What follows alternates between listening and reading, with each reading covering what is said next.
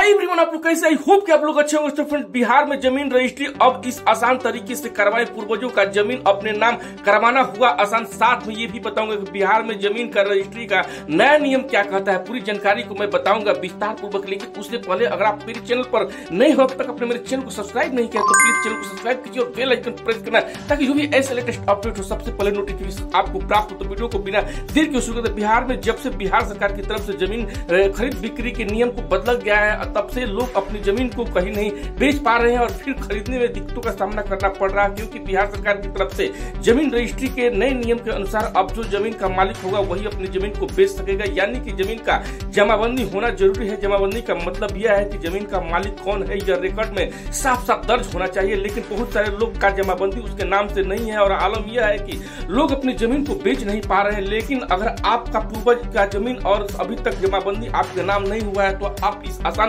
तरीकों से अपने दादा या परदादा के नाम का जमीन जमाबंदी अपने नाम से कर सकते हैं। बिहार सरकार की तरफ से जब से जमीन रजिस्ट्री को लेकर नए नियम को लागू किए गए हैं तब से जमीन खरीद बिक्री में काफी ज्यादा कमी देखी गई है। आपको बता दें कि जमीन रजिस्ट्री जहां से पहले 500 से 600 रजिस्ट्री होती थी, अब वही संख्या तकरीबन 5 से 10 के बीच देखा जा रहा है। यानी कि जमीन की रजिस्ट्री करवाने वाले लोग बहुत कम तादाद में जमीन के रजिस्ट्री करवा रहे हैं। बिहार में जमीन का रजिस्ट्री का नया नियम क्या कहता है, चलिए जानते हैं। आपको बता दें कि बिहार में जमीन रजिस्ट्री के नए नियम के हिसाब से जमीन की रजिस्ट्री के लिए विक्रेता दानकर्ता के नाम से जमाबंदी होना अति आवश्यक है। अगर विक्रेता का नाम से जमाबंदी नहीं है तो जमीन रजिस्ट्री नहीं हो पाएगा। इसके अलावा दाखिल खारिज के लिए विक्रेता के नाम से जमाबंदी होना अति आवश्यक है।